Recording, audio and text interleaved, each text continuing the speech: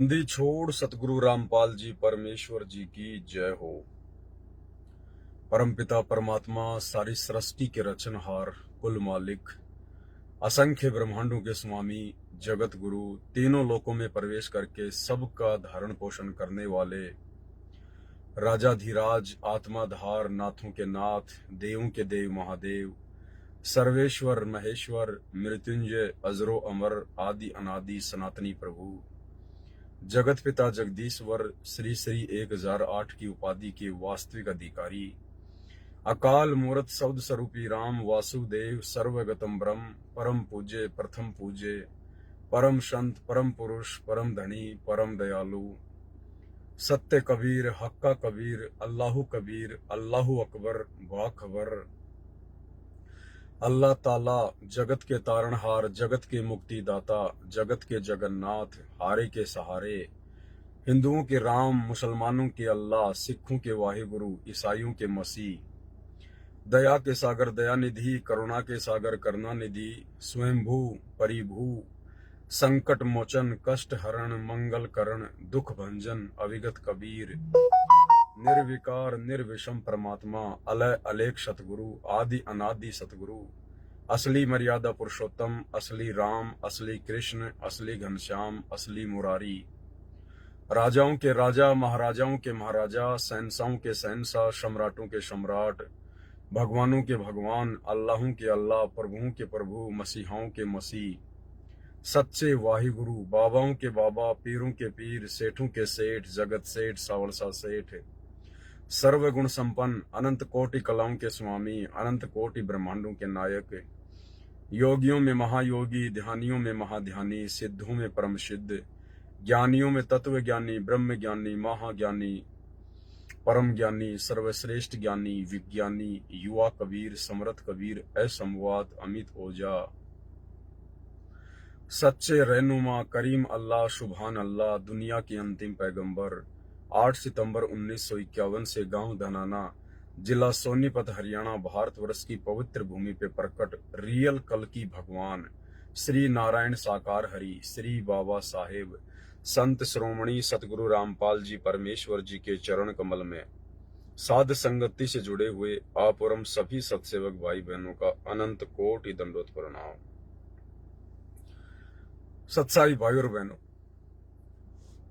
जैसा कि आप सब जानते हैं, वर्तमान में सन 2014 बरवाला कांड के बाद से संत रामपाल जी परमेश्वर जी के सभी अनुयायियों की, उनके फॉलोवर की ये गहन परीक्षा का समय है। और इस परीक्षा के समय में ज्ञान और अज्ञान को लेकर संत जी की संगत में दो भाग हो चुके हैं, दो पार्ट बन चुके हैं। एक पार्ट जिसे सतलोक आश्रमों के नाम से जाना जाता है, दूसरा पार्ट जिसे साध संगतियों के नाम से जाना जाता है। एक पार्ट पूरी तरह से काल की गोद में बैठकर और अज्ञानता पूर्ण कार्य करता जा रहा है, भगत भाई बहनों की मर्यादा तोड़वाता जा रहा है, और दूसरा पार्ट साध संगतियां निरंतर ज्ञान को आधार बनाकर भक्ति मार्ग पर दृढ़ होते जा रहे हैं। भाई और बहनों, सतगुरु की ये आप और हमारे ऊपर, साध संगत वाले भाई बहनों के ऊपर एक बहुत बड़ी रजा है, बहुत बड़ी दया है कि परमेश्वर ने इस परीक्षा के समय में हमें सद्बुद्धि दी, परमात्मा ने हमें संभाला, क्योंकि ये हमारे पिछले जन्म जन्मांतरों के जबरदस्त भक्ति संस्कार हैं, हमारे युगों युगों के पुण्य जमा हैं, जिसके प्रतिफल में परमेश्वर ने हमें इस परीक्षा के समय में सद्बुद्धि दी। अन्यथा गुरुदेव भगवान तो समदृष्टि है, वो किसी के साथ भेदभाव नहीं करते हैं। फिर सतलोक आश्रमों से जुड़े हुए लाखों करोड़ों को सद्बुद्धि क्यों नहीं मिल रही? क्योंकि उनके पिछले भक्ति संस्कार कमजोर हैं। भाई और बहनों, जैसा कि आप सब जानते हैं कि हर साल नवंबर के महीने में सतलोक आश्रम मैनेजमेंट हरियाणा के द्वारा, अर्थात पूज्य गुरुदेव जी के कलयुगी काल प्रेरित परिवार के द्वारा, इन सभी सतलोक आश्रमों में दिव्य धर्म यज्ञ दिवस मनाया जाता है। दिव्य धर्म यज्ञ दिवस जबकि संत रामपाल जी की 90% संगत को ये ज्ञान नहीं है कि वास्तव में दिव्य धर्म यज्ञ दिवस क्या है। क्या है दिव्य धर्म यज्ञ दिवस? सतलोक आश्रम वाले तो 650 साल पहले की एक घटना, जिस घटना के माध्यम से उस समय कबीर परमात्मा जी को बदनाम करने के लिए राजा सिकंदर लोदी के गुरु शेख तकी ने झूठी चिट्ठियां कबीर जी के नाम से डाल दी थी कि भाई कबीर काशी में भंडारा करेगा, साथ में एक एक सोने की मोहर देगा, एक एक दोहर देगा, और जैसा भी आपको सामान चाहिए खाने पीने का वो भी देगा। तो 650 साल पहले कबीर परमात्मा को बदनाम करने के लिए, उनसे काशी शहर छुड़वाने के लिए कि कबीर तो एक गरीब जुलाहा है, सुबह खाना खाता है, शाम का पता नहीं, और जब 18-20 लाख लोग इसके दर पर आ जाएंगे तो ये कैसे खाना खिलाएगा, ये तो काशी छोड़कर भाग जाएगा। तो ये जो दिव्य धर्म यज्ञ दिवस मनाया जाता है ना, ये दिव्य धर्म यज्ञ दिवस वैसे वर्तमान में नहीं मनाना चाहिए, क्योंकि ये तो भगवान को बदनाम करने के लिए मनाया गया था। जैसा कि काल प्रेरणा से 18 नवंबर 2014 को जो बरवाला कांड हुआ, वो बरवाला कांड काल की तरफ से प्रशासन को निमित्त बना के या अन्य भक्तों को जो काल प्रेरित हो चुके थे उनको निमित्त बना के इस काल ने सतगुरु रामपाल जी को बदनाम करने के लिए करवाया था। संत रामपाल जी के सत भक्ति मार्ग को नष्ट करवाने के लिए बरवाला कांड करवाया था।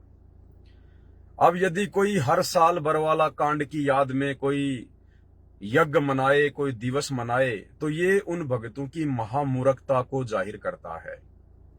अरे वो तो काला दिन था, वो तो काला दिन था जो आपके गुरुदेव भगवान को बदनाम करने के लिए जो है काल के द्वारा वो कांड करवाया गया था।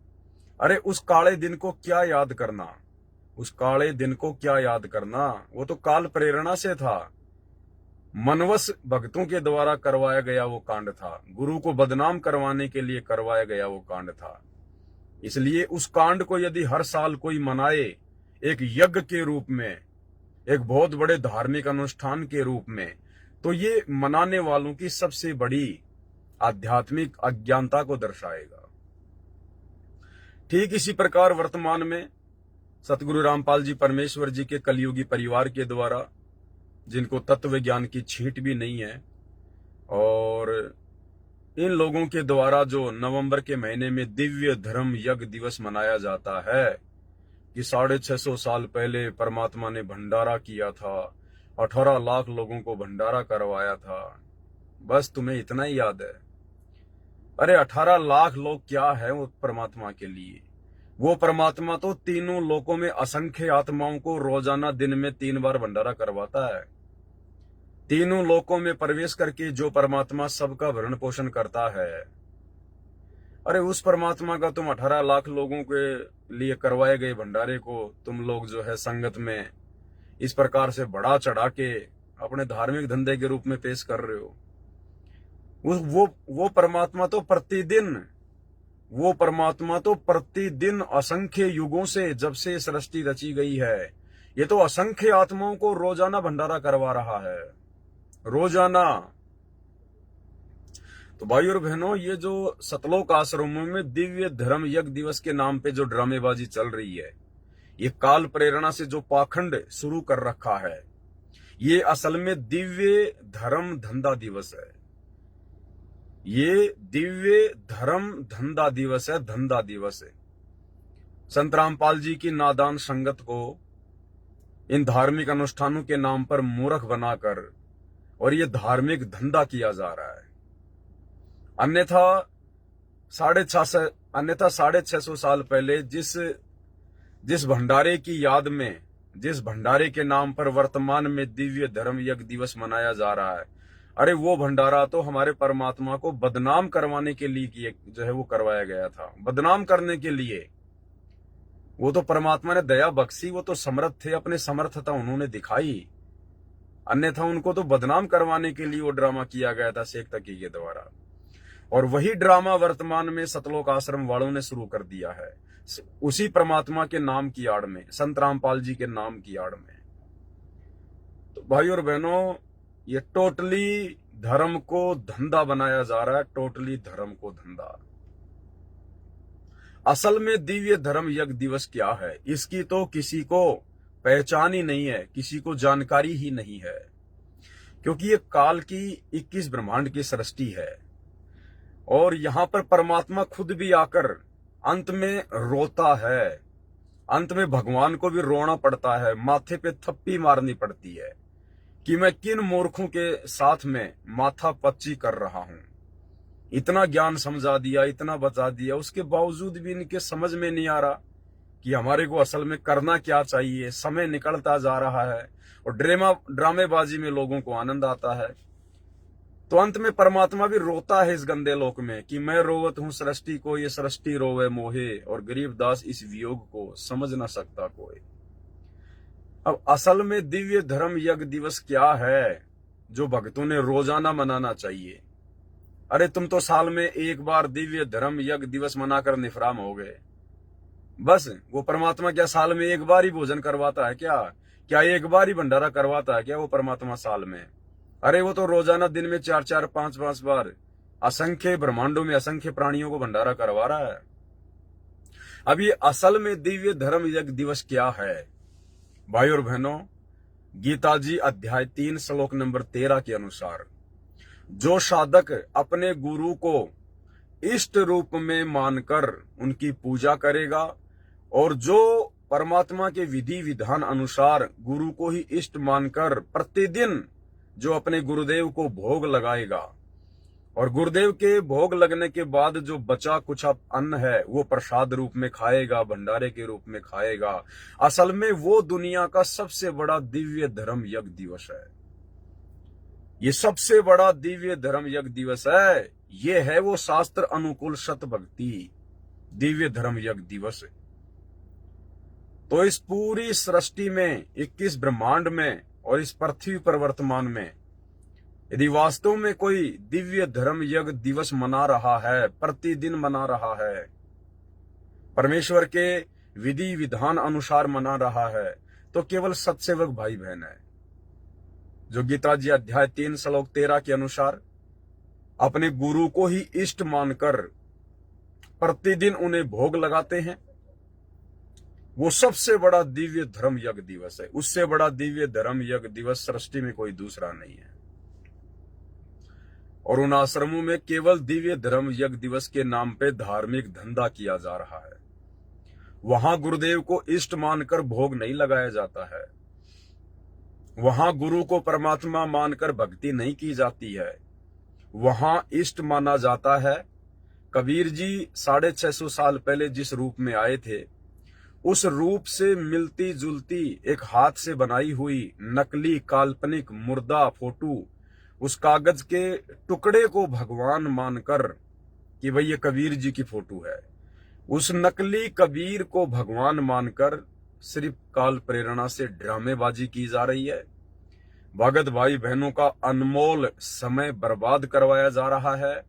भगत भाई बहनों की अनमोल श्वासें बर्बाद करवाई जा रही है और भक्तों को दान धर्म और ज्योति पाठ के नाम पर बलि का बकरा बनाया जा रहा है। वो कोई दिव्य धर्म यज्ञ दिवस नहीं है, उसका किसी भी प्रकार का कोई बेनिफिट नहीं मिलने वाला है इस भक्ति मार्ग में, क्योंकि ये ज्ञान मार्ग है, सत भक्ति मार्ग है, मोक्ष मार्ग है। इस मार्ग में हमने वही क्रिया करनी पड़ेगी जो क्रिया शास्त्र विधि के अनुसार है। तो ये जो दिव्य धर्म यज्ञ दिवस इन सतलोक आश्रमों में काशी वाले भंडारे की याद में बनाया जा रहा है, ये शास्त्र विधि को त्याग के मनमाना आचरण किया जा रहा है, मनमाना आचरण काल प्रेरणा से। और इससे भक्तों को नुकसान ही नुकसान होगा, नुकसान ही नुकसान। ठीक है, जब तक नुकसान नहीं हो रहा है तो कोई ये ना समझे कि भाई हम जो क्रिया कर रहे हैं वो बिल्कुल सही है, हम पर गुरुदेव भगवान प्रसन्न हैं। नहीं, उल्टी क्रिया तो पूरी दुनिया कर रही है। मंदिरों में जाने वालों की भी उल्टी क्रिया है, मस्जिदों में जाने वालों की भी उल्टी क्रिया है, चर्च और गुरुद्वारों में जाने वालों की भी उल्टी क्रिया है। ये देवी देवताओं की पूजा पाठ और भक्ति करने वालों की भी उल्टी क्रिया है। देवी देवताओं के नाम पर भंडारे करने वालों की भी उल्टी क्रिया है। लेकिन दुख और परेशानियां तो उनके सामने भी नहीं आ रही, और वो लोग भी ये सोच बैठते हैं कि हम जो देवी देवताओं की पूजा कर रहे हैं, जो भंडारे कर रहे हैं, मंदिरों में मस्जिदों में जा रहे हैं, हमारी भक्ति बहुत अच्छी है, भगवान हम पे प्रसन्न है, हमारे काम धंधे बहुत अच्छे चल रहे हैं, हमारे पास बड़ी बड़ी फैक्ट्रियां हैं, हमने राजपद प्राप्त कर लिए इन्हीं देवी देवताओं की पूजा पाठ करते करते। लेकिन असल में आप और हम भगत भाई बहनों को गुरुदेव के ज्ञान आधार से अब पता चल गया कि उनको इन देवी देवताओं की आदि अधूरी भक्ति करते करते, शास्त्र विरुद्ध साधना करते करते, ये भंडारे करते और करवाते जो थोड़े बहुत लाभ प्राप्त हो रहे हैं, कोई मंत्री बन गया है, किसी की फैक्ट्री लग गई है, किसी के घर में लॉटरी लग गई है, कोई बहुत बड़ा पैसे वाला बन गया, किसी का काम धंधा बहुत अच्छा चल रहा है, असल में ये उनको उन्हीं के पिछले जन्मों की भक्ति के प्रतिफल में ये काल उनको जो भी धन संपदा है वो दे रहा है, सुख दे रहा है। वर्तमान में उनको किसी भी प्रकार का लाभ जो क्रिया वो कर रहे हैं उससे आने वाले समय में नहीं मिलने वाला है। और जब तक उनकी पिछली बैटरी चार्ज है, उनके पिछले पुण्य संचित हैं, तब तक वो चाहे देवी देवताओं की भक्ति करें ना करें, चाहे भंडारे करें ना करें, चाहे रोजाना शराब के ठेके खोलें, चाहे शराब पिएं, चाहे मांस खाएं, उनका बाढ़ भी बाका नहीं होगा। और जिस दिन उनके पिछले पुण्यों वाली बैटरी खर्च हो जाएगी, समाप्त हो जाएगी, उस दिन के बाद फिर उनकी दुर्गति जग जाहिर होती है। एक्सीडेंट में मरते हैं, रोड पर चिपक जाते हैं, किसी का पैर कट गया, किसी का हाथ कट गया, किसी की आंखें फूट गई, कोई बीमारी में हॉस्पिटल में तड़प रहा है। फिर ये क्यों हुआ भाई? अरे आप तो भक्ति कर रहे थे ना, आप तो देवी देवताओं को प्रसन्न कर रहे थे, भक्ति कर रहे थे, भंडारे कर रहे थे, फिर अचानक से आप लोगों के ऊपर पहाड़ जैसी आपत्तियां क्यों आ गई? क्योंकि आप जो कर रहे थे वो शास्त्रों के अनुसार नहीं था, वो विधि विधान अनुसार नहीं था, वो आप देखा देखी कर रहे थे, भेड़ चाल में कर रहे थे। तो ठीक इसी प्रकार भाई और बहनों, वर्तमान में इन सतलोक आश्रमों में इन दिव्य धर्म यज्ञ दिवस के नाम पे या अन्य भंडारों के नाम पर या अन्य किसी भी यज्ञ के नाम पर जो ड्रामेबाजी हो रही है, जो पाखंड चल रहा है, ये सारा का सारा पाखंड सतगुरु रामपाल जी परमेश्वर जी के विधि विधान के विपरीत चल रहा है। और ये भगत भाई बहन समझ रहे हैं कि हम तो बिल्कुल सही भक्ति कर रहे हैं, हमारे को लाभ भी हो रहे हैं, विशेष कोई नुकसान भी नहीं हो रहा है। लेकिन भाई ये तो आने वाले समय में पता चलेगा जब तुम्हारी पहले की संचित भक्ति कमाई नष्ट होगी, समाप्त होगी। और वर्तमान में तुम सबके नाम खंडित हैं, वर्तमान में तुम सबकी मर्यादा खंडित है, क्योंकि सतलोक आश्रम मैनेजमेंट हरियाणा ने, गुरुदेव के कलयुगी परिवार ने आप लोगों को ना घर का छोड़ा, ना घाट का धोबी का कुत्ता बना के छोड़ दिया है।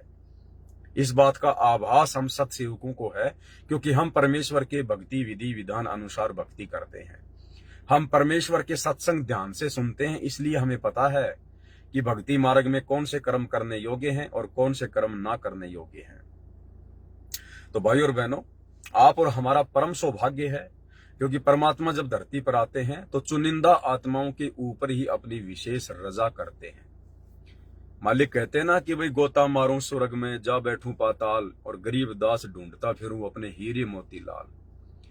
बाकी यहां पर कबाड़ है, कबाड़, और ये परमात्मा उस कबाड़ का सौदागर नहीं है, परमात्मा तो भक्तों का सौदागर है, भक्ति का सौदागर है। तो हीरे मोती लाल जो परमेश्वर ने छांटने थे भक्ति करवाने के लिए, सतलोक के योग्य बनाने के लिए, वो परमेश्वर ने सत्सेवकों के रूप में छांट लिए हैं। और निरंतर साध संगतियों के माध्यम से परमात्मा हमारे विश्वास को दृढ़ कर रहे हैं। और परमेश्वर ने हमारी बुद्धि ओपन की है, हमारा ज्ञान योग खोल दिया है। हम लोग आज इन सब घटनाओं के ऊपर विचार विमर्श कर सकते हैं कि क्या सही है और क्या गलत है।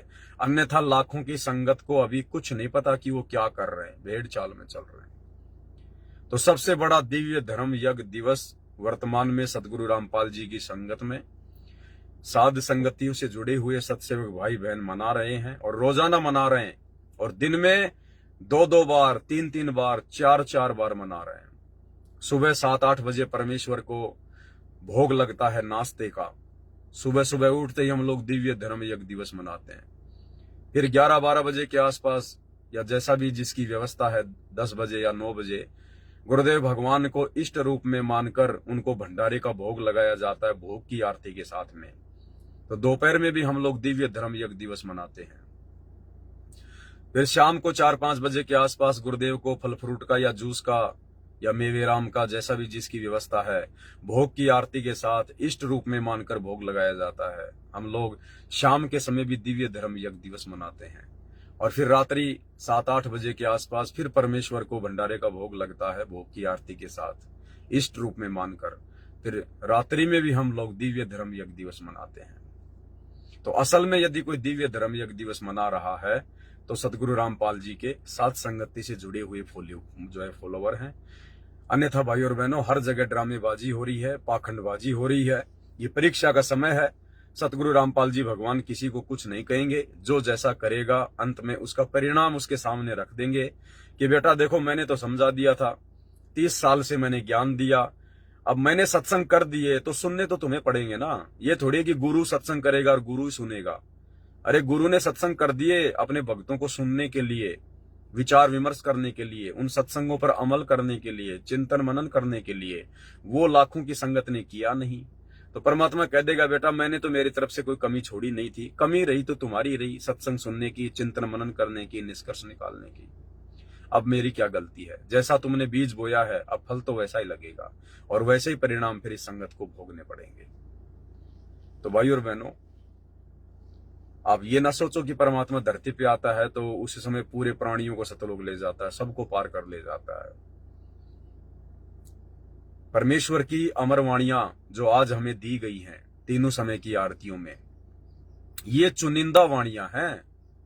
गरीबदास जी के ग्रंथ साहिब में जो 24,000 वाणियां हैं और कबीर सागर जो 1800 पेज का है उसमें कितनी वाणियां हैं, इन दोनों में से मिलाकर सतगुरु रामपाल जी ने हमें जो 3 समय की आरती बनाकर दी हैं, जो 200-250 वाणियां दी हैं, ये चुनिंदा वाणियां हैं। प्रत्येक वाणी पे हमको अमल करना पड़ेगा। और क्या बताया गुरुदेव ने कि यह संसार विघन की घाटी, कोई निकलेगा बिरला सूर। हम भोग लगाते हैं ना परमात्मा को, हमारे गुरु चरणों की धूर, तो उसमें क्या कहते हैं परमात्मा, यह संसार विघन की घाटी, कोई निकलेगा बिरला सूर। कोई बिरला ही होगा, कोई सूरमा संत होगा जो सतगुरु से उपदेश लेकर और इस काल की सूक्ष्म चाल से बच पाएगा, आजीवन मर्यादा में रहकर गुरु को इष्ट मानकर जो भक्ति सफल कर पाएगा। ये संसार विघन की घाटी, विघन की घाटी यानी बहुत बड़ा लफड़ा है। यहाँ पर काल का बहुत बड़ा बखेड़ा है। यहाँ पर हर साधक पूरे गुरु से उपदेश लेकर भी सफल नहीं हो पाता है। ये संसार विघन की घाटी, कोई निकलेगा बिरला सूर, यानी इस काल के लोक से तो पूर्ण गुरु से उपदेश लेने के बाद में कोई बिरले ही होंगे जो यहां से अपना आत्म कल्याण करवाएंगे बच बचा के। और परमेश्वर ने क्या कहा, दास गरीब कहे नरलोई और सतगुरु चीने बिरला कोई। गरीबदास जी कह रहे हैं कि सतगुरु को तो कोई बिरला ही जान पाएगा, कोई बिरला ही पहचान पाएगा सतगुरु से उपदेश लेने के बाद। दास गरीब कहे नरलोई और सतगुरु चीने, चीने यानी जानना पहचानना, बिरला कोई, कोई बिरले होंगे। तो वो बिरले आज ये साध संगति से जुड़े हुए भाई बहन हैं जो धीरे धीरे अपने परमात्मा को ज्ञान आधार से पहचानते जा रहे हैं। परमेश्वर कहते हैं, खोकापुर में काग मिले दिन दोई रे, अरबों में कोई हंस हमारा होई रे। गुरुदेव कहते हैं मेरा तो कोई इक्का दुक्का भगत होता है अरबों में, यानी आज पूरे विश्व की जनसंख्या अरबों में है। तो ये जो वाणी बोली गई है ना, ये वर्तमान समय को ध्यान में रख के बोली गई है कि जब वो परमात्मा इस खोकापुर में आएगा, खोकापुर यानी काल के 21 ब्रह्मांड खोकापुर, खोकापुर में काग मिले दिन दोई रे।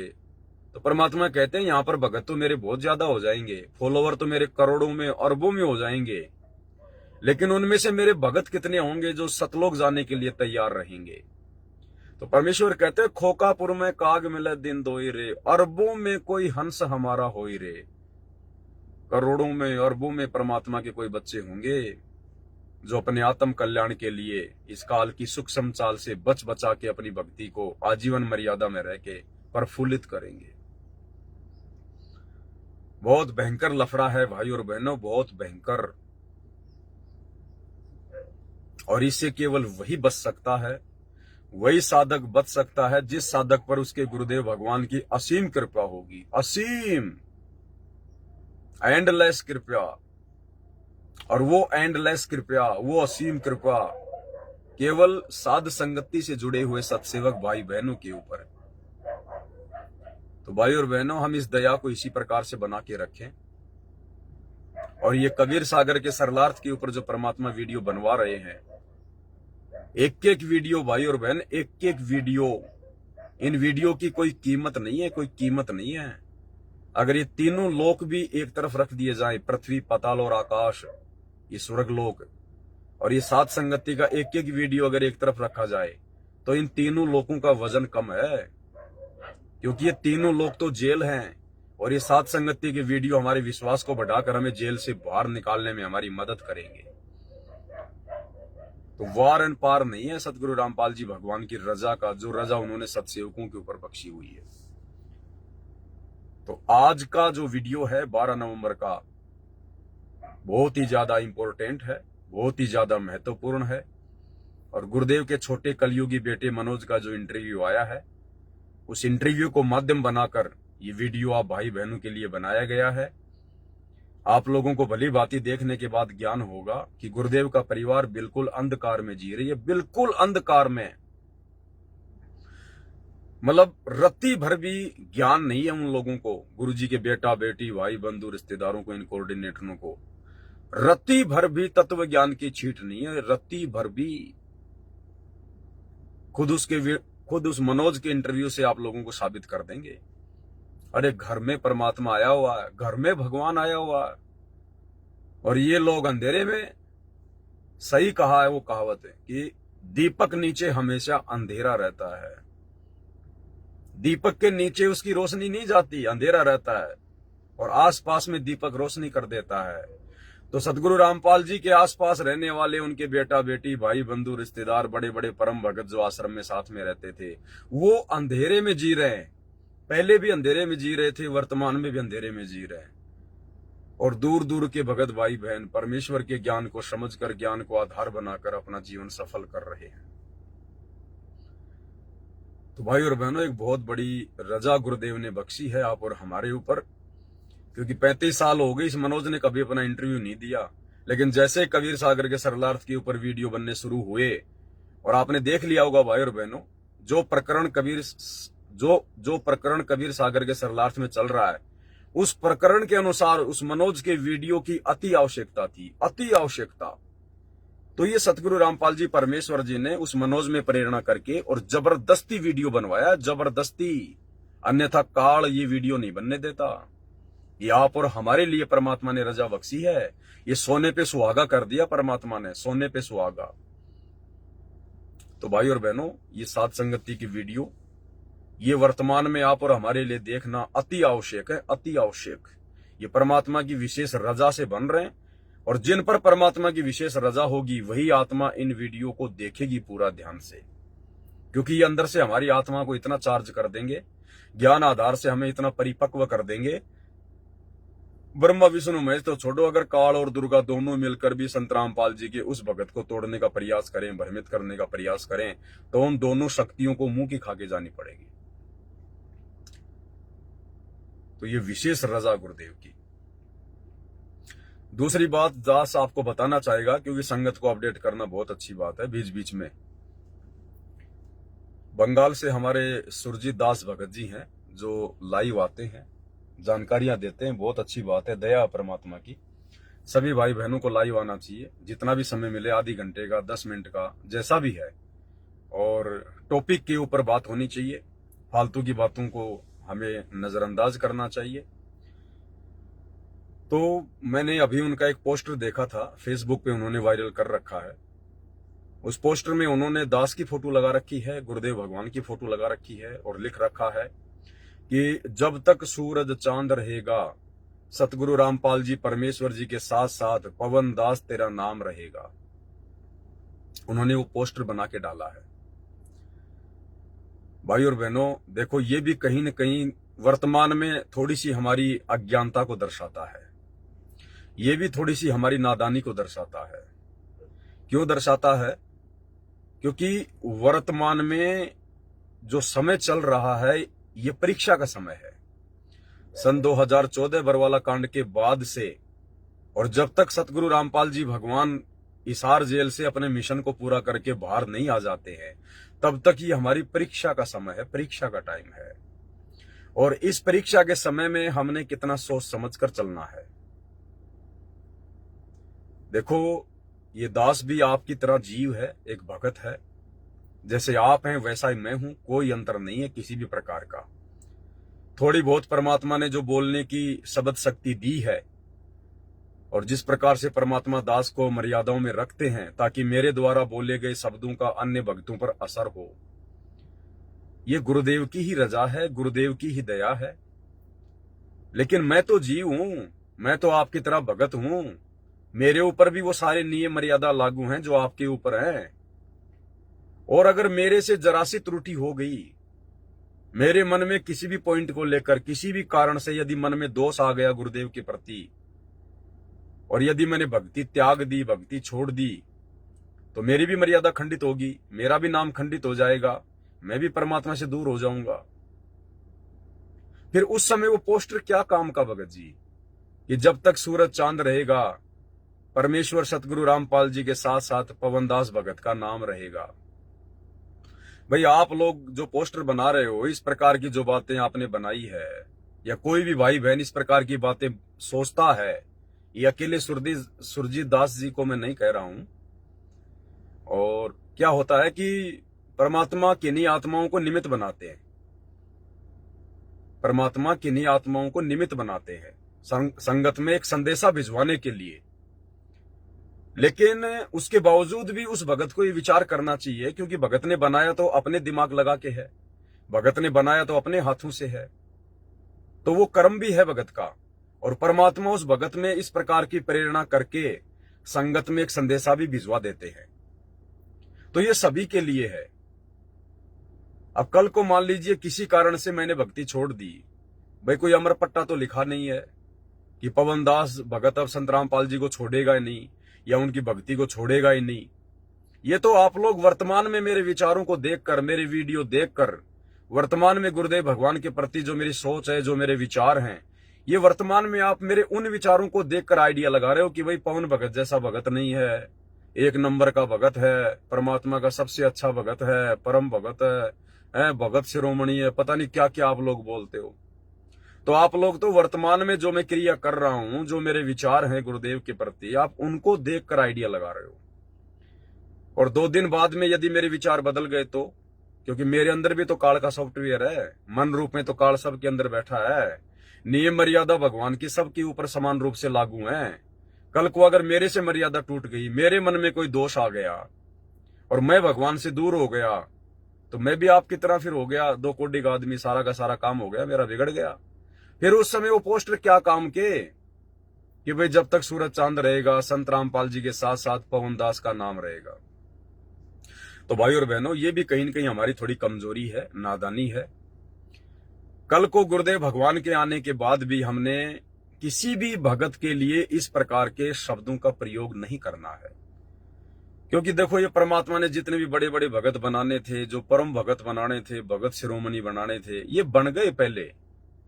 ये सतयुग में बना के छोड़ दिए भगवान ने। सतयुग में सहते जी आए थे, द्वापर में बंके जी थे, त्रेता में जो है और भगत थे, कलयुग में जो है धर्मदास जी थे, गरीबदास जी के 2 परम भगत थे, जो है बनखंडी दास और संतोष दास, ठीक है। गीसा जी का परम भगत था जीता दास।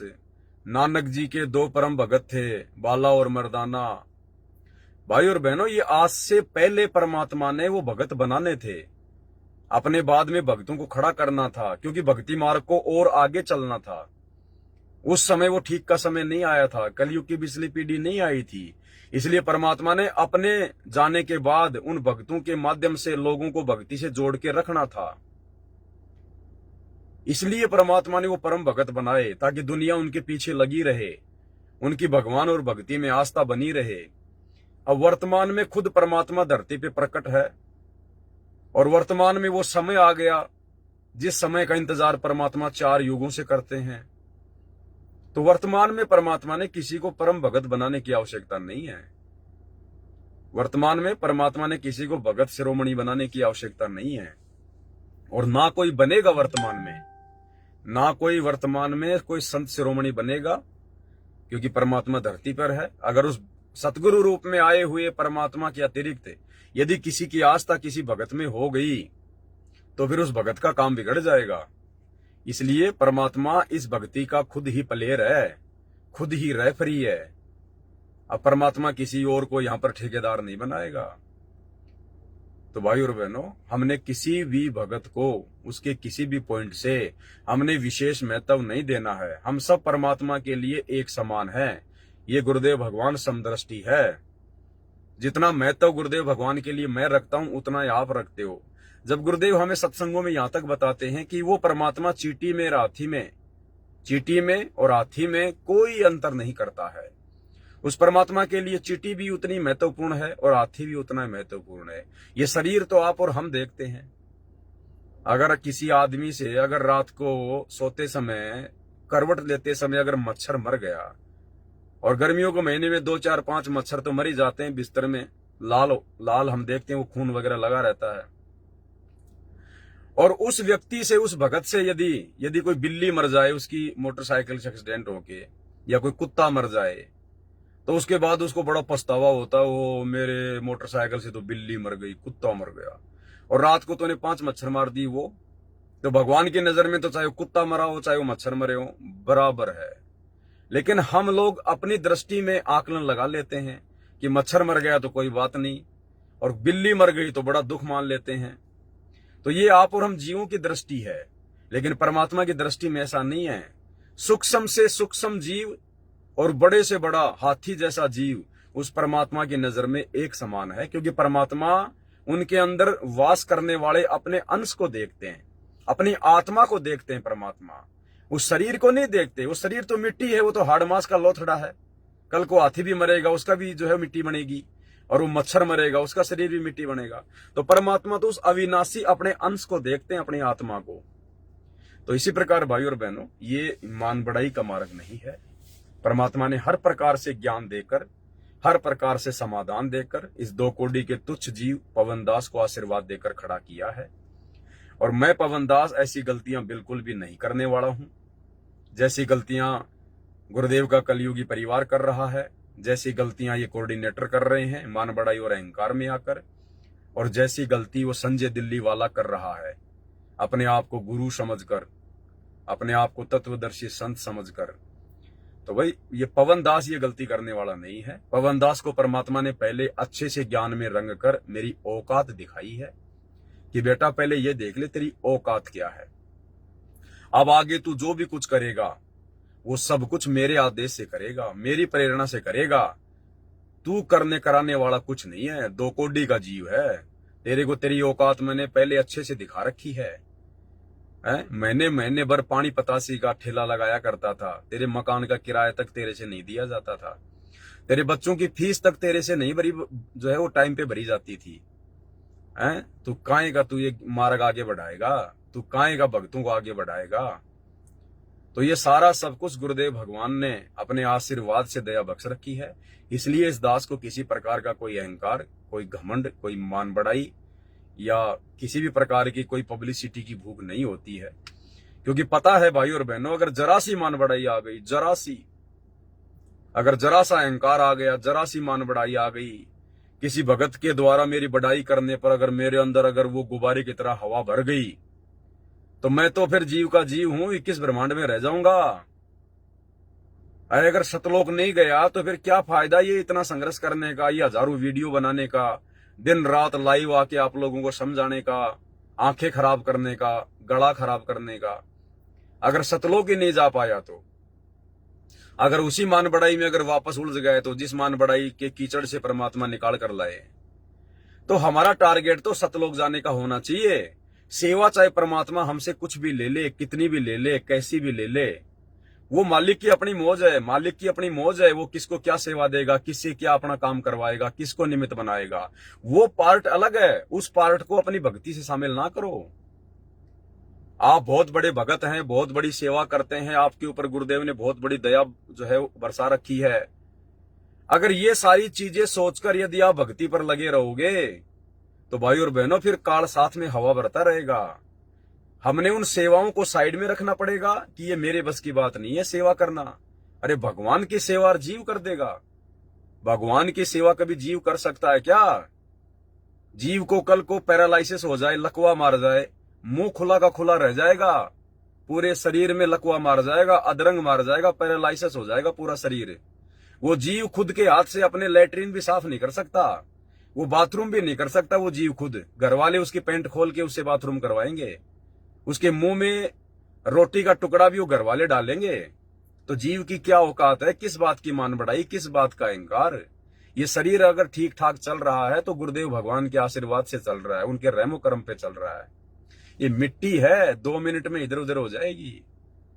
तो हम जो भक्ति अपनी जो करते हैं ना, अपना सुमरण करना, सत्संग सुनना, मंत्र जाप करना, गुरुदेव को याद करना, उनको भोग लगाना, इस पार्ट को अपना साइड में रखना कि भाई मैं जीव हूं, 2 कोटि का प्राणी हूं, भगवान ने मेरे ऊपर कोई दया बख्शी है, कोई मेहर हुई है, जो भगवान ने मुझे अपनी सत भक्ति दी, अपने चरणों में लिया, और आम भक्तों की तरह भगत बन के मर्यादा और अधीन में रह के अपनी भक्ति को सफल करें।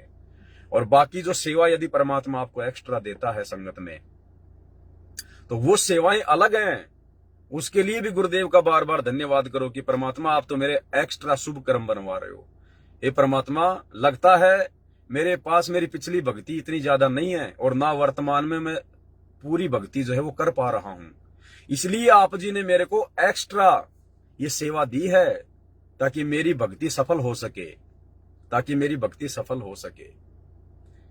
भाई और बहनों, जिसको परमात्मा एक्स्ट्रा सेवा देता है ना, वो कमजोर आत्मा होती है। हम लोग अपनी नादानी में ये मान लेते हैं कि ये तो बहुत बड़ा भगत है, भगवान के चरणों में रहता है, 24 घंटे गुरुजी के साथ रहता है, ये तो गुरुजी के ड्राइवर की सेवा करता है, गुरुजी के बॉडीगार्ड की सेवा करता है। भाई और बहनों, वो सबसे कमजोर आत्मा होती है जिसको परमात्मा एक्स्ट्रा सेवा देता है। सबसे कमजोर आत्मा होती है वो।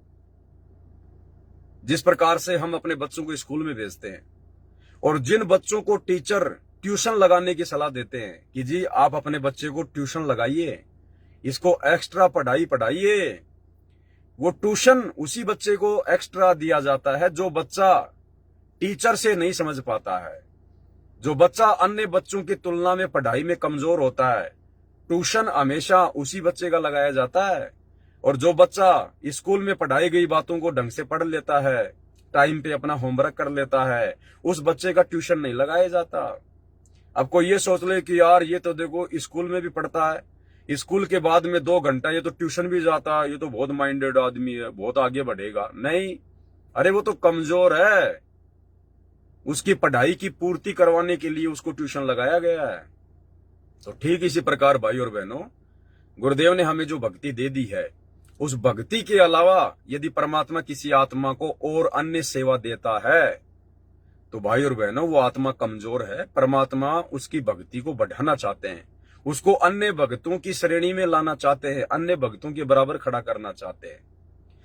तो इस पवन दास के अलावा आप जितने भी सत्सेवक भाई और बहनों, आप परमात्मा की विशेष आत्मा हो।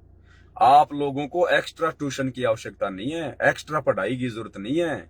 ये तो इस पवन दास को, इस कुत्ते को एक्स्ट्रा पढ़ाई की आवश्यकता है, जो परमेश्वर ने ट्यूशन दे रखा है, एक्स्ट्रा सेवा दे रखी है। इसलिए किसी भी भगत भाई को उनकी सेवाओं को देखकर या उसके विशेष कोई गुण होते हैं तो भाई उनको देखकर हमने विशेष महत्व नहीं देना है, हमने समान रूप से बर्ताव करना है। अब चलो ठीक है, पवन दास के ऊपर तो थोड़ी बहुत ज्ञान की परमात्मा ने दया की हुई है। अगर इस प्रकार की बातें हम किसी अन्य दूसरे भगत भाई बहन के लिए अगर लिख दें जिसको ज्ञान पूरा है नहीं और छोटी मोटी कोई अच्छी खासी सेवा वो कर रहा है, और उसके लिए अगर हम लिख दें कि भाई जब तक सूरज चांद रहेगा सतगुरु रामपाल जी परमेश्वर के साथ फला फला भगत का नाम रहेगा, तो वो भगत तो फूल जाएगा, वो तो मान बढ़ाई में आ जाएगा। और मान बढ़ाई में आके जैसी भक्ति कर रहा है वो तो उसको भी समय पे नहीं करेगा कि यार जब भगत ये लोग ये कह रहे हैं कि यार मैं इतना बड़ा भगत हूं, तो वो तो फूल जाएगा मान बढ़ाई में आके, तो फिर आप भी दोषी बनोगे और वो भी दोषी बन गया। तो हमने अपने गुरुदेव भगवान की जो है वो प्रशंसा के अलावा, अपने गुरुदेव भगवान की वाहवाही के अलावा, ठीक है सुरजीत दास भगत जी का कोई ऐसा मकसद नहीं है कि मैं पवन दास को अपने गुरुजी से ज्यादा महत्व दे रहा हूं या गुरुजी के जो अमल की बराबर उनको महत्व दे रहा हूं, नहीं, ऐसा उनका कुछ नहीं है। वो तो वर्तमान में जो सेवाएं परमात्मा ने दास को बख्शी हैं, उन सेवाओं के आधार से कि भाई देखो परमात्मा ने इस पवन दास को निमित्त बना के आप और हम भगत भाई बहनों के लिए, सारे भाई बहनों के लिए देखो कितनी अच्छी जो है मतलब जो है दया बख्शी है। परमात्मा इससे वीडियो बनवा रहे हैं, इसकी वीडियो देख के हमारा विश्वास जो है दृढ़ होता जा रहा है, परमात्मा की कोई रजा है। वो ये सब बातें बोल के वो ये पोस्टर वोस्टर उन्होंने बनाया है। लेकिन फिर भी हमने अन्य भक्तों के ज्ञान योग को देखते हुए और हमने इस प्रकार की बातें नहीं करनी है भाई और बहनों, क्योंकि अन्य भगत तो क्या, भगत तो अभी भगत है नहीं। अभी जो भगत परमात्मा बनाना चाहते हैं, जिस प्रकार के भगत बनाने के लिए गुरुदेव सतलोक से चलकर आए हैं, अभी वो भगत बने नहीं हैं। ना ना, अभी भक्तों के घर बहुत दूर है। ये तो गंदगी है, गंदगी। आप और हम कितनी गंदगी में सने हुए थे, कितने कुविचारों में, कुकर्मों में सने हुए थे। परमात्मा ने दो मांझ के सत्संग की चोट लगा लगा के साफ किया है, और हमारे को साफ करते करते, हमारी उस कुकर्मों की गंदगी को साफ करते करते परमात्मा के खुद के दामन पे दाग लग गए। करोथा कांड हो गया, बरवाला कांड हो गया, परमात्मा की खुद की बदनामी हो गई। हमारे को समझाते समझाते, हमारा कीचड़ साफ करते करते परमात्मा पे कीचड़ लग गया। तो कहने का मतलब है भाई और बहनों, हम सभी एक ही कैटेगरी के हैं, हमारे में कोई विशेष नहीं है, और ना हमने किसी को विशेष समझना है, ना किसी को विशेष महत्व देना है। हमने केवल अपने गुरुदेव भगवान को महत्व देना है। हमारे गुरुदेव भगवान ही विशेष हैं, वाहवाही के पात्र हैं, और जो भी कुछ हम लिखें अपने परमात्मा की प्रशंसा में लिखेंगे तो हमें कुछ बेनिफिट मिलेगा। अगर हम गुरुदेव भगवान की बड़ाई में, उनकी प्रशंसा में लिखेंगे तो वो सत्य होगा, क्योंकि पूरी सृष्टि में विशेष महिमा के योग्य और विशेष जो है चर्चा के योग्य हमारे गुरुदेव भगवान है, निसंशय, नो डाउट। तो उस परमेश्वर के लिए यदि हम कुछ लिखेंगे, उनकी महिमा में कुछ लिखेंगे, उनकी बड़ाई में कुछ लिखेंगे, तो हमारे पुण्य पुण्य बनेंगे। और भगत के लिए लिखेंगे तो बनेगा कुछ नहीं, बनेगा कुछ नहीं। दूसरे भक्तों के मन में दोष आ जाएगा कि यार इस पावन भगत को बहुत ज्यादा महत्व दिया जा रहा है यार, हैं? फिर लोग क्या कहेंगे, और देखो यार उन भक्तों की पवन दास के ऊपर आस्था हो गई, वो सूरजीत दास की तो पवन दास के ऊपर आस्था हो गई, तो भगत आपस में फिर राग द्वेष में आ जाएंगे।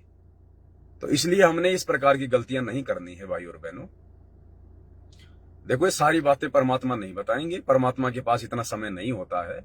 मालिक तो सृष्टि का जो सबसे जो उत्तम ज्ञान है उसको हमारे तक पहुंचाने के लिए आए हैं। अब उसके बाद ये बातें तो परमात्मा ने आपस में सात संगतियों पे छोड़ी है कि भाई मेरे बच्चे फिर आपस में मिलकर बैठकर मेरे ज्ञान को आधार बनाकर फिर इन बातों पे डिस्कस करेंगे, विचार करेंगे, सावधानियां बरतेंगे। और हम भगत भाई बहनी अगर एक दूसरे को उलझाने में लग गए तो बताओ फिर परमात्मा का मिशन कैसे पूरा होगा। तो भाई और बहनों, हमने इस प्रकार की नादानी को छोड़ना होगा, और आगे से हम सावधान रहें। आगे से हम किसी भी प्रकार का इस प्रकार के पोस्टर वास्टर बना के, मतलब चाहे मेरे बारे में हो, चाहे किसी और भगत के बारे में हो, कोई भी हो, चाहे कोई कितनी बड़ी सेवा क्यों ना कर रहा है, वो सेवा करवा भगवान रहा है। उस भगत की औकात नहीं है। वो दो कोडी का जीव, वो मिट्टी का पुतला, कल को एक्सीडेंट में मर गया, वो क्या सेवा कर लेगा, क्या कर सकता हो। आज मैं बहुत अच्छा बोल रहा हूं, कल को मेरे को पैरालाइसिस हो गया, मेरा मुंह बांका हो गया, क्या बोल लूंगा मैं, मुंह में से लार गिरेगी है। मैं घर वालों से एक पानी का गिलास भी नहीं मांग सकता बोल के, 4-4 घंटे की वीडियो कहां से बना दूंगा। तो ये गुरुदेव भगवान की शक्ति से, उनके आशीर्वाद से ये सब कुछ भाई और बहनों चल रहा है। तो हमने बहुत ही सावधान होकर चलना है। इस काल को हमने जरा भी मौका नहीं देना कि संगत में गंदगी फैला दे। हाँ, दूसरे भगत भाई बहन अगर इस प्रकार की कोई गंदगी फैलाने का प्रयास करें, या कोई अपनी नादानी में अगर इस प्रकार की बातें अगर वो करता है, तो हम सभी भाई बहनों की जिम्मेदारी बनती है, हम ज्ञान को आधार बनाकर सोच समझकर तुरंत उस भाई को या तो नीचे जो है कमेंट्स करें, या उसका फोन नंबर है तो उसको फोन करें कि भगत जी देखो आप और हमारे इस भक्ति मार्ग में ये बात नहीं है, हमने अपने गुरुदेव के अलावा इस प्रकार से अन्य को महत्व नहीं देना है, अन्यथा हमारा काम बिगड़ जाएगा भगत जी। भक्तों की फिर भक्तों के ऊपर आस्था होने लग जाएगी, तो ये दिक्कत हो जाएगी। तो प्यार प्रेम से हमने उन भाई बहनों को समझाना है, हमने उनके उन पोस्टों को आगे नहीं भेजना। अब सुरजीत दास भगत जी ने जो पोस्टर बना के डाली है फेसबुक पे, अब कम से कम 80-90 भक्तों ने तो लाइक कर रखा है, बहुत सारे भक्तों ने उसको शेयर कर रखा है। और जैसे दास ने सुबह देखा, जैसे परमात्मा को भोग लगाया, भोग लगने के बाद जब दास ने मोबाइल देखा, क्योंकि मैं थोड़ा लाइव आना चाह रहा था, उसी समय देखा तो वो मेरे सामने आ गया। तो मैंने देखा 80-90 भक्तों ने तो लाइक कर रखा है। तो बताओ, जिन भक्तों ने लाइक किया है, अब बताओ उन्होंने दिमाग तो लगाया नहीं, उन्होंने विचार तो किया ही नहीं कि ये जायज है क्या। जब तक सूरज चांद रहेगा, पवनदास भगत का नाम रहेगा। अरे भैया, यहां तो भगत का नाम मिट्टी में मिल जाए तो अच्छा है। जब तक इस काल के लोग से भगत का नाम मिट्टी में नहीं मिलेगा, वो भगत सतलोक नहीं जाएगा। देखो, धर्मदास का नाम क्या कहा परमात्मा ने, जब तक सूरज चांद रहेगा, मीराबाई का नाम रहेगा, कुछ ऐसा जैसे बोलते हैं ना समाज में। परमात्मा तो नहीं बोलते किसी भगत के लिए कि भगत का ऐसे जब तक सूरज चांद रहेगा नाम रहेगा। परमात्मा ने गरीबदास जी के लिए बोला है कि जब तक सूरज चांद रहेगा गरीबदास तेरा नाम रहेगा। तो गरीबदास तो खुद परमात्मा थे, परमात्मा का तो नाम रहेगा रहेगा। जब परमात्मा का नाम मिट जाएगा तो सूरज चांद कहां रहेंगे। तो परमात्मा किसी भगत के लिए नहीं बोलते कि उस भगत का ऐसा नाम रहेगा। और परमात्मा अगर बोल भी दे तो परमात्मा तो 2 मिनट में उन शब्दों को नष्ट भी कर देंगे, लेकिन हम कहां से कर देंगे। तो जब तक भगत का 21 ब्रह्मांड में नाम रहेगा वो पार नहीं हो पाएगा। मीराबाई का नाम चल रहा था ना, दुनिया गीत गाया करती थी, जब तक सूरज चांद रहेगा मीराबाई का नाम रहेगा। वो यहीं पे धक्के खा रही है, यहीं पे धक्के खा रही है। जब तक उसका नाम नहीं मिटेगा, और नाम उसका अब मिटेगा, क्योंकि अब हमें पता चल जाएगा कि मीराबाई पार नहीं हो पाई। क्यों नहीं हो पाई? क्योंकि परमात्मा ने मुक्तिबोध में लिखा हुआ है, परमात्मा ने मुक्तिबोध पुस्तक में लिखा हुआ मीराबाई का फिर से जन्म होगा। अब हमें मीराबाई की असलियत का पता चल जाएगा कि उसने ढंग से भक्ति नहीं करी, गुरु को भगवान नहीं माना। तो हमारी नजरों में वो मीराबाई का वो नाम खत्म हो जाएगा कि काई की मीराबाई। इतनी अच्छी मीराबाई होती तो 650 साल पहले भगवान आके मिला था, भक्ति करके पार हो जाती। आज तक क्यों धक्के खा रही है, माँ के पेट में क्यों जो है नरक भोगते आ रही है। तो आज आप और हमारी नजरों में मीराबाई का वो नाम जिस प्रकार से लोगों ने फैला रखा था, जो महिमा मीराबाई की हो रखी थी, वो समाप्त हो गई। अब मीराबाई आएगी परमात्मा की शरण में, या आ गई होगी। अब मीराबाई का उद्धार हो सकता है अगर मर्यादा में रह के भक्ति करेगी तो। अब वो धर्मदास, अब वो पंडित रामानंद, वो नीरू नीमा, वो सर्वानंद, वो बड़े बड़े भगत, वो सुल्तान अधम, वो नानक जी, जिनके नाम सूरज चांद से भी ऊपर जा रहे थे, जिनको भगत शिरोमणि की उपाधियां दी हुई थी, जिनके नाम पे लोगों ने जो है मंदिर खोल रखे हैं, गुरुद्वारे खोल रखे हैं, रविदास के नाम पे, नानक जी के नाम पे। अब हमें उनका पता चल गया कि उनकी कितनी क्या महिमा है। 2 कोटि के जीव थे, भगवान मिला था उनको, भक्ति की नहीं ढंग से, गुरु को परमात्मा माना नहीं, और यही धक्के खाते हुए आ रहे हैं। अब वो सारे के सारे आएंगे। अब हमें पता चल गया कि काहे के भगत शिरोमणि यही धक्के खा रहे हैं, नरक भोग रहे हैं। अब हमें उनकी औकात का पता चल गया। अब हमारे अंदर उनकी महिमा नहीं बनेगी, क्योंकि हमें असलियत का पता चल गया। अब उनकी महिमा खत्म हो गई, मिट्टी में मिल गई। तो अब उनके पास मौका है पार होने का। अब यदि वो भक्ति करके आजीवन मर्यादा में रह के पार हो जाएंगे, जो इस समय परमात्मा सबको जन्म देगा, किसी को दे दिया होगा, किसी को देगा। अब उनकी महिमा खत्म हुई है, और जब तक इस काललोक से महिमा खत्म नहीं होगी, भगत यहां से बाहर नहीं जा सकता। तो इसलिए ये भक्ति का ये बिल्कुल ये पीक टाइम है, प्राइम टाइम है। हमने अपने गुरुदेव के अलावा अन्य किसी को महिमा नहीं देनी है, क्योंकि भगत की महिमा पहली बात तो होगी नहीं। अब चाहे कोई अपनी तरफ से कितना प्रयास क्यों ना कर ले, क्योंकि इस तत्व ज्ञान के आगे, ये तत्व ज्ञान जिस आत्मा के अंदर परमात्मा फिट कर देगा ना, फिर उसके गुरुदेव भगवान के अलावा उसको सब कुछ फीका फीका नजर आएगा। अरे जब गुरुदेव भगवान की महिमा के आगे ब्रह्मा विष्णु महेश 33 करोड़ देवी देवता, दुर्गा काल अक्षर पुरुष, ये सब फीके 2 कोटि के जीव नजर आ रहे हैं, तो भगत कहां से महिमावान हो जाएगा। तो ये वो समय है भाई और बहनों, भक्तों की महिमा को समाप्त करने का समय है ये। और इस समय यदि हम भक्तों की महिमा बनाएंगे तो फिर गलत हो जाएगा। इसलिए महिमा कीजिए संत की, परमात्मा कहते हैं ना, महिमा कीजिए संत की, तन मन धन सब दे, और सिर मांगे टाड़ा नहीं, चाहे मोर ध्वज लख ले। तो महिमा के योग्य केवल हमारे परम पूज्य गुरुदेव सतगुरु रामपाल जी भगवान है। उन्हीं की महिमा हम करेंगे, और उन्हीं की महिमा करनी चाहिए। अन्य सब जीव हैं, और जीव की कभी महिमा सफल नहीं होती है, ना जीव की महिमा किसी दूसरे के काम आती है। ठीक है, अब मान लीजिए आप दो भाई हैं और दोनों भाई आप जी अलग अलग हो रहे हैं, और आपके दूसरे भाई के पास में अरबों खरबों की संपत्ति है और आपके पास नहीं है, तो वो भाई का पैसा आपके काम नहीं आएगा। आपके पास वो भाई का पैसा काम नहीं आएगा। और आपके बाप के पास यदि अरबों खरबों की संपत्ति है तो आपके बाप की संपत्ति आपके काम आएगी। आपका बाप अपनी संपत्ति को अपने बच्चों में बांटेगा, लेकिन आपका भाई अपने भाई को संपत्ति नहीं बांटता। तो भगत की महिमा भगत के काम नहीं आती, भगवान की महिमा भगत के काम आती है। तो गुरुदेव भगवान की महिमा कीजिए जो हम सबके काम आएगी। तो वीडियो ज्यादा लंबा नहीं करेंगे भाई और बहनों, क्योंकि आज रात को फिर 8 बजे आपने लाइव भी जुड़ना है। इसलिए सभी भाई बहन थोड़ा इन बातों का ध्यान रखें। आगे से हमने सभी भाई बहनों को समझाना है, जो गलतियां करेगा उसको समझाना है प्यार प्रेम से, और जो निकम्मा है जो नहीं मानेगा तो फिर परमात्मा ने दास को ड्यूटी दे रखी है। दास फिर लाइव आके खुलेआम फिर उसको साथ संगति से आउट करेगा।